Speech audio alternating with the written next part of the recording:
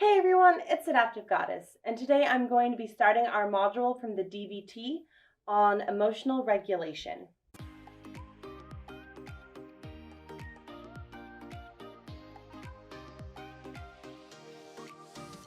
So what is emotional regulation? It is being able to recognize the emotion you are experiencing while being able to control your actions as you are experiencing that emotion. That is why distress tolerance is taught first, because it helps you with that second part of what emotional regulation is, which is being able to control your actions. So we're going to do a game. Are you guys ready? So you can either put them in the comments, you can say them out loud, you can think them in your head, but the game is called event, thought, emotion, and action. So I'm going to say a sentence.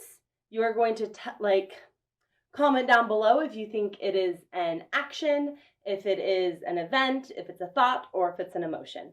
Because recognizing the difference between all four of these actually helps you with emotional regulation.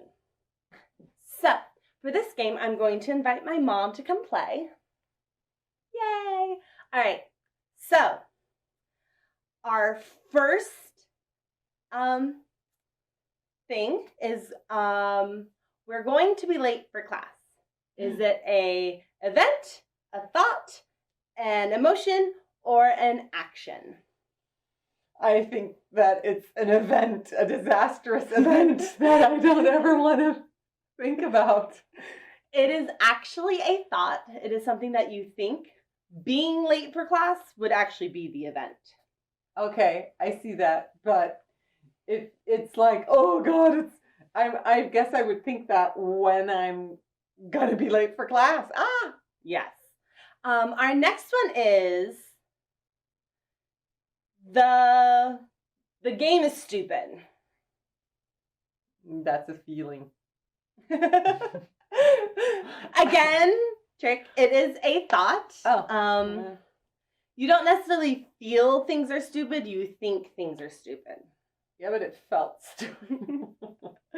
All right. Being afraid of a spider. That's an event, because there's lots of stuff that happens when you're afraid of a spider. There's like jumping happening, and there's biting happening, and there's stuff being thrown around, and there's leaving the house. So the afraid part makes it an emotion, but the being kind of makes it an event. So I guess it's kind of both. Oh, good, I got one right. Throwing a book, is that an event, a thought, an emotion, or an action? Well, it's an action that turns into an event for me. Yes. Everything's an event. Yes, it is an action. It is something that you do when you are feeling a certain way, and it's how you respond to an emotion. Yeah, and then the event ensues after that. And lots of emotions.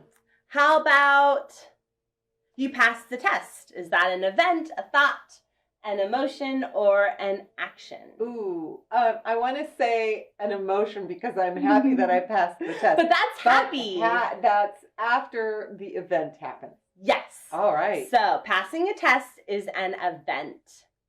What about sad? Oh, that's an emotion. Yes. What about losing your phone? Ooh, that's an event. That is totally an event. It is totally an event.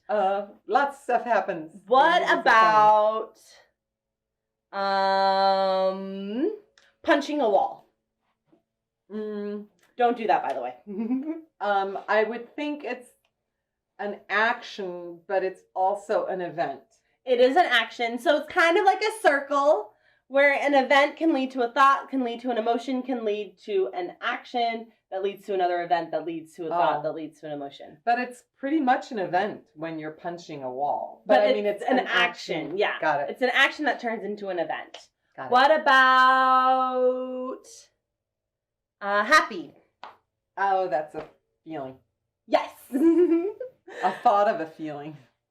What about you yell at your sibling? That's an event. Yes. So much stuff happens. Oh, really? Is it? Yes. Oh, I was right. Oh, yay. It also can, I guess, be a behavior. Action. It can also be an action. Isn't yelling an action? Yes. Too? But there's a lot of action involved in the event. Yes. I'm going to be in so much trouble. Well, I guess that's an action. Maybe it's an event. Oh. It's a thought. Oh, okay. I'm thinking about it. You're thinking. What about I'm worthless? That's a thought. That is totally a thought. What about going to bed after a long day? That's an action. That is totally an action. Okay. Oh, I'm getting the hang of it. All right. So last one. You just heard that your friend got into a car accident. That must be an event. Yes. Because I didn't actually do anything. I mean, I'll feel awful and stuff will start happening, which is the event, but it's something that happened to me. Yes. All right. Yep. That is the game. So thank you for playing. You're welcome. I don't know how many were right and wrong. I don't think I'm going to keep count because that's not the point of this. So some perspectives on emotions and emotional regulation. As we work through this module, I want you to kind of keep these things in mind and kind of see how they relate to you and just kind of keep these in your back pocket when you actually feel an emotion or are in a crisis situation where there are very heated emotions. So one is emotions are neither good or bad.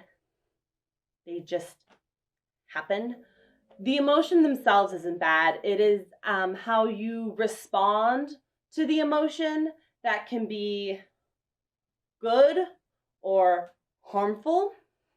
But the emotions themselves don't have a judgment on them. They just kind of are what you're feeling. And that is completely natural to feel the feeling. So there is a difference between feeling an emotion and doing something versus acting on the emotion.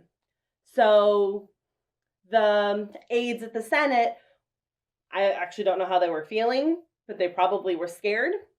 And what they did to kind of alleviate that scared, what it looked like to me is that they took the Electoral College votes out of the Congress and kept them safe so that they didn't have, I don't know, that's what it just looks like. But that's feeling an action and doing something about it versus the rioters feeling angry and acting on that anger and storming the Capitol building.